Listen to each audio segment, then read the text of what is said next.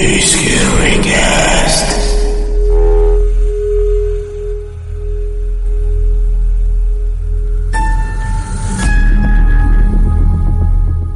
Continuamos con más a través de 90s y 2000s por Now Music Radio en la sección del Scarycast, un espacio donde hablamos de temas de terror, suspenso, el mundo paranormal, entre muchas cosas más. Y por ello está conmigo conectado en línea el señor Asmisael Montenegro de Lurks, conductor y podcaster del espacio Veritas de Universus, también programa hermano. ¿Cómo estás, Asmisael? Buenas noches y bienvenido a este espacio. Mi querido Polanco, buenas noches, muy bien. Muchas gracias por invitarme nuevamente a este segmento. Nosotros contentos de estar contigo en estas temporadas de terror y de suspenso, donde la gente busca muchísima información al respecto. Y en esta ocasión, en este Scarycast, quiero platicar contigo sobre un tema que seguramente muchísimos de los oyentes, o seguramente tú que estás escuchando este podcast, ya has oído hablar de este tema, pero a lo mejor no te queda claro, o a lo mejor si eres una persona ya de edad adulta, has escuchado el término, pero no sabes de qué se habla. Pues bueno, hoy estaremos desmenuzando un tema bastante interesante llamado creepypastas. ¿No es así, Asmisael? Así es, qué bueno que tocas ese punto de... sabemos que tu público no es exclusivamente gente de nuestra edad, es decir, gente adulta ya con hijos, sino que también nos escuchan por ahí jovencitos. Tú y yo y muchos de los que nos están escuchando nos criamos y fuimos creciendo con estas historias, con estas leyendas que eran pasadas a nosotros de forma oral, es decir, nos las iban los tíos, nos las contaban el abuelito, los amigos, los tíos, etcétera. Claro. Fíjate que esto ha cambiado de cierta forma, es decir, estas historias siguen vivas, se han añadido nuevas historias, pero la forma en la que nos llegan ya son totalmente diferentes. Han quedado atrás esas historias pues a la luz baja o la luz apagada con la familia reunida, y ahora estas historias nos llegan a través de una pantalla, de un celular, de una tableta, de una computadora, y han pasado a llamarse ahora como creepypastas. Ya no son las historias o el mito o la leyenda, han cambiado vertiginosamente en los últimos años gracias a esta pues esta tecnología en la cual de una forma u otra pues ya estamos anclados, es decir, vamos siguiendo este vertiginoso rumbo. Sí, fíjate que yo tuve contacto con este concepto por allá en ya casi 7 años, justamente cuando comenzaba a tomar relevancia el tema de YouTube de los videos. Y alguien en alguna ocasión me hizo una pregunta bastante interesante, me decía: oye, Alejandro, ¿tú conoces, te gustan las creepypastas? Le dije, no sé qué es eso. Me dijo, mira, te voy a encargar que busques un poco sobre el tema, porque creo que a lo mejor te puede llamar la atención. Entonces, evidentemente, me puse a buscar información y fui encontrando parte de lo que son las creepypastas, que va muy de la mano con lo que tú comentas ahorita, ¿no? Estábamos muy acostumbrados en años atrás, en décadas pasadas, platicar una historia de terror, de suspenso con la familia, los amigos, platicarlo, a lo mejor hasta escribirlo, ¿no? En las redes sociales cuando iban iniciando, pero ahora este tema se ha vuelto muy importante porque no solamente se encarga de las leyendas o de los mitos, sino va más allá, va un poquito apegado a la fantasía, a la sugestión, e incluso podría decir que hasta la creatividad, ¿no, Asmisael? Exactamente, y qué bueno que tocas ese punto, porque con el primer personaje más relevante o más conocido de estas creepypastas, pues yo creo que, y me darás la razón, sin lugar a dudas, es Slenderman.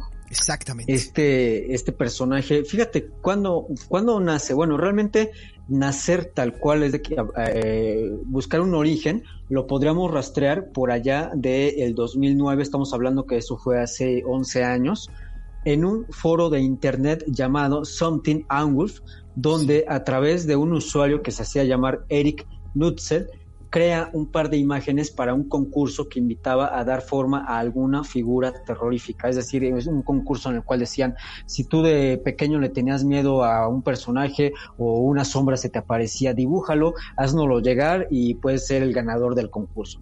Sí. Resulta que este Eric se pone a hacer estas imágenes de un personaje, una entidad humanoide, es decir, con aspecto de persona, pero muy alto, lo podríamos tasar por ahí de los 3 metros más o menos, sí, con ciertas singularidades.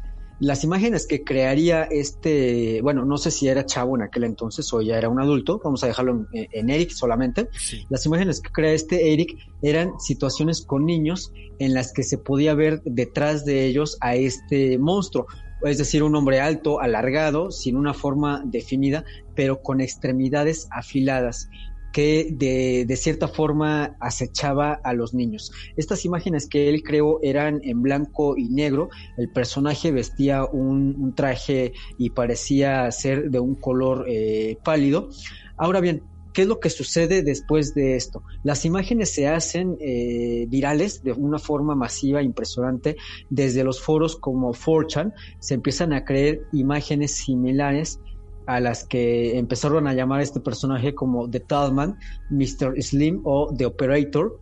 Sí. Y a partir de ahí fueron llevando más relevancia, incluso a tratar de encontrarle un origen más allá de la creación del 2009, cuando lo empiezan a ligar a ciertas historias, a ciertos mitos, ciertas leyendas, muchas de ellas de Europa Oriental y de Europa Central e incluso en Estados Unidos.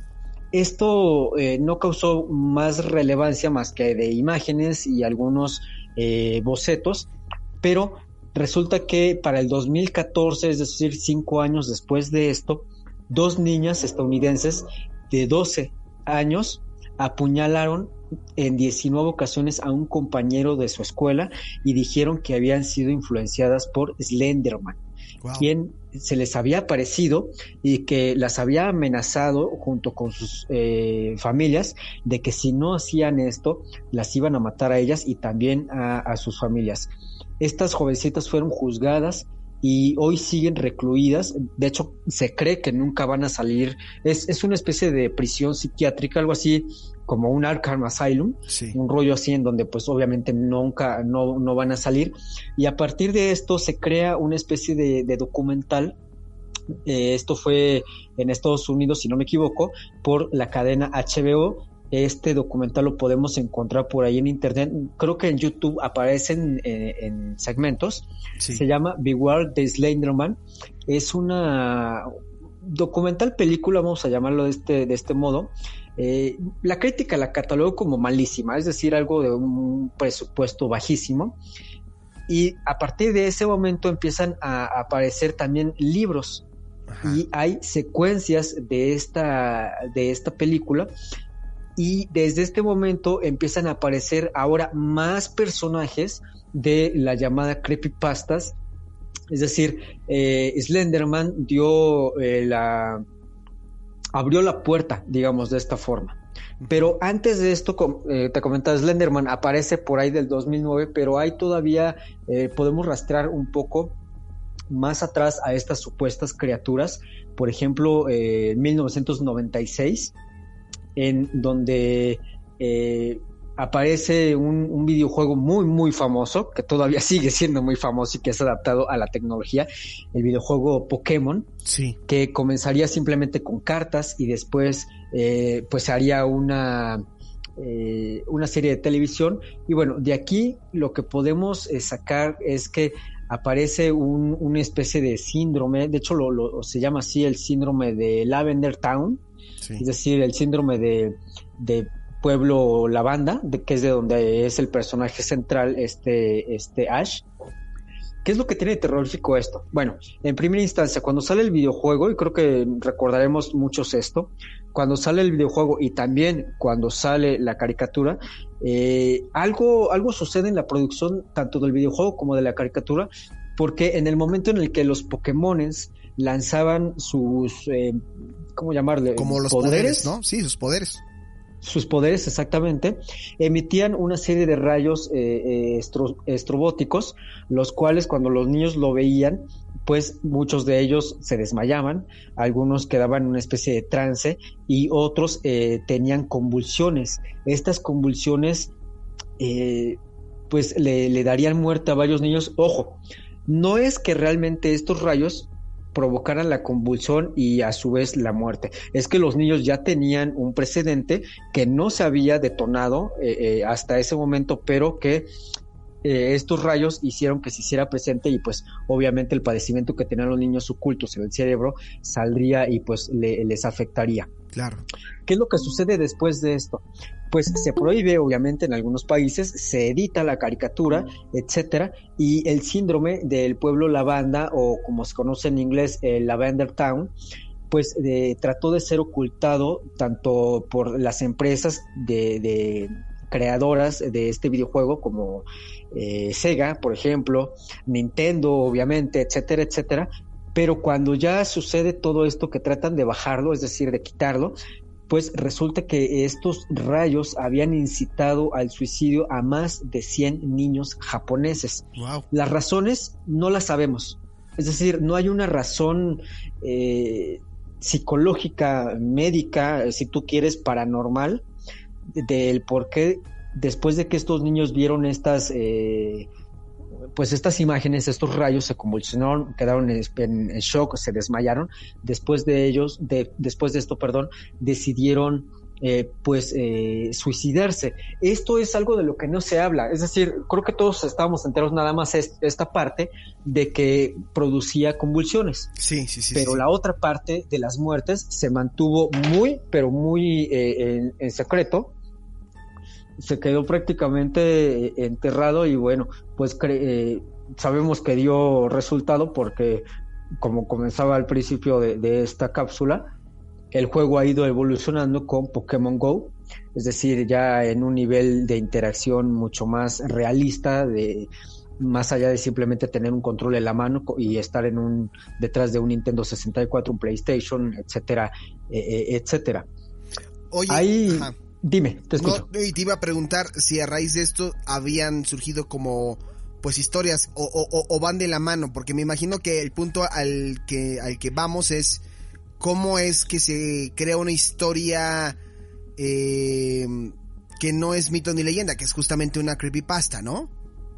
Ok, bueno, esta es otra parte de la historia que ha estado muy oculta, que incluso lo han negado desde el creador de Pokémon hasta los directivos de las empresas del videojuego, en el cual se decía que el encargado de crear esta cinemática, de estos efectos especiales, era una persona que estaba en pocas palabras perturbada de la mente, que él tenía conocimiento, que sabía lo que estaba haciendo, que sabía que si metía esas luces a esa intensidad y con ese, vamos a llamarlo parpadeo, porque realmente eso es lo que afecta al cerebro, ese parpadeo rápido de luces, podría crear convulsiones, desmayos, estados de shock, etcétera, y que esta persona lo haría a propósito. Cuando se dieron cuenta de esto y pues trataron de buscarlo y obviamente llevarlo a las autoridades, hasta hoy en día no ha aparecido.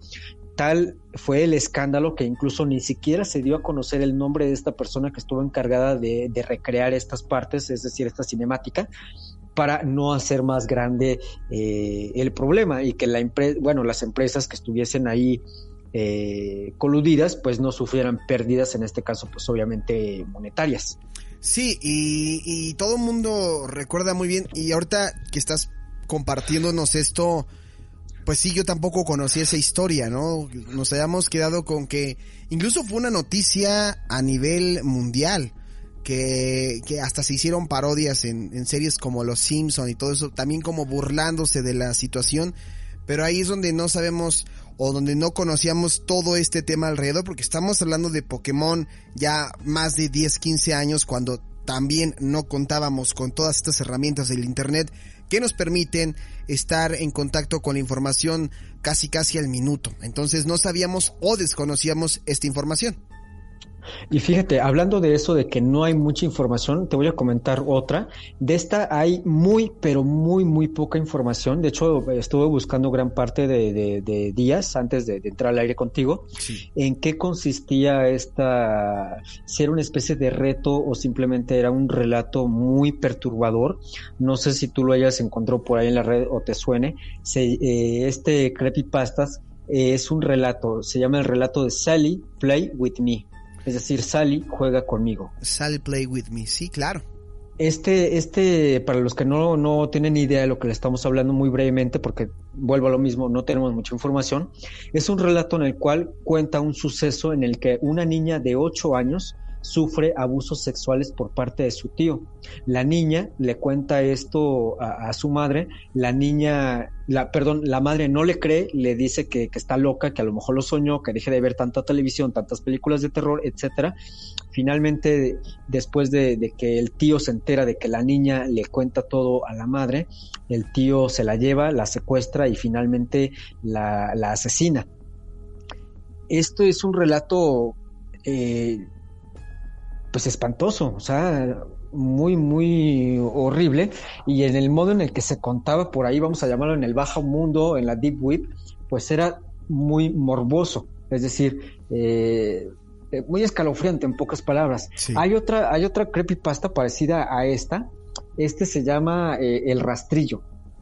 El Rastrillo es una historia que narra, es un relato que narra la historia de una extraña criatura que cuando se acerca a las personas les provoca diferentes sentimientos que van desde el miedo y el malestar a la alegría y la curiosidad, y que finalmente lo último que les provoca es una idea suicida, es decir, los termina llevando a suicidio. Esta narración o este creepypasta la podemos rastrear desde documentos que ya narraban esta historia, que datan del siglo XII a la actualidad, es decir, es una historia que ha pasado de generación en generación en generación, pero la particularidad de esta historia es que se ha ido adaptando a la actualidad, es decir, se le ha ido agregando ciertos detalles, sí, como por ejemplo películas, internet, redes sociales, etcétera, etcétera, pero que a lo que conlleva este relato o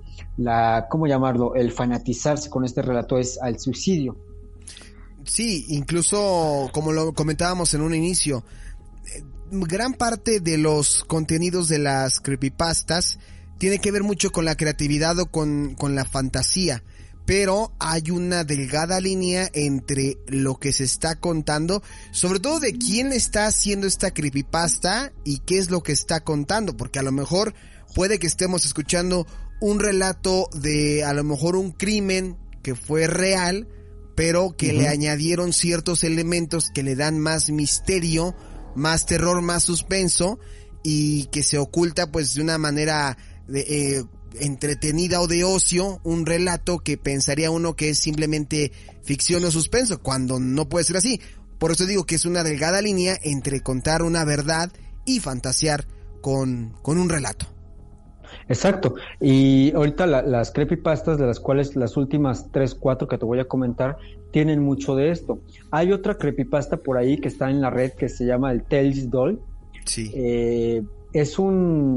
La historia básicamente trata de un muñeco de trapo del personaje con una apariencia muy parecida al zorro de Sonic. Ahorita sí, que todavía creo que es medio famosillo por ahí del live action que hubo de este personaje de la película en el cine. Sí. Resulta que este personaje lo podías desbloquear en el juego de carreras Sonic R, esto para el Sega Saturn, en el cual cuando lo desbloqueabas la apariencia supuestamente era inocente, aunque en realidad se trataba de el Tales Doll. Era un muñeco diabólico poseído por un demonio que asesinaba a la gente cuando tiene ocasión. Es decir, aquí este es el claro ejemplo de lo que tú comentabas. Lo vemos como algo inocente, es decir, desbloqueaste este personaje, ¿no? Y aparece el personaje y dices, no, pues está muy feo, pero mira, se parece a Sonic, y sigues jugando, ¿no? Sí. Y por tu mente no va a cruzar que realmente lo que estás usando, en pocas palabras, es la manifestación virtual de una historia macabra o de un ser, en este caso un muñeco diabólico, que está poseído por un demonio. Es decir, como si estuvieras jugando las carreras con Annabelle. Así en pocas palabras lo podríamos estar diciendo. Sí. Cuando se supo esto, obviamente la empresa Sega lo negó rotundamente, pero fueron por ahí saliendo más y más y más archivos, e incluso entrevistaron a programadores del juego, en el cual ellos dijeron, pues es que a nosotros nos dijeron que lo metiéramos. Es decir, nosotros no sabemos de dónde salió, ni quién lo dibujó, ni quién lo caracterizó. A nosotros simplemente nos dijeron, ¿sabes qué? Haz esto y muévele ahí a la iba a decir configuración, pero no, es otra palabra, para que en el momento de que ellos metan o ganen ciertos niveles y metan una serie de códigos por medio del control, puedan desbloquear a este personaje. Yo no sabía de esto, de hecho me llevé una sorpresa muy espeluznante cuando supe de esto, porque, lo repito, es como si prácticamente estuvieses jugando con Annabelle en un carro de carreras junto a Mario Bros. Y a Luigi. Claro. El otro relato que te voy a comentar rápidamente es, este relato popular es el del llamado Salgo. Esta entidad maligna es parecida, por ejemplo, al de Cthulhu, que lo haría famoso Howard Philip Lovecraft.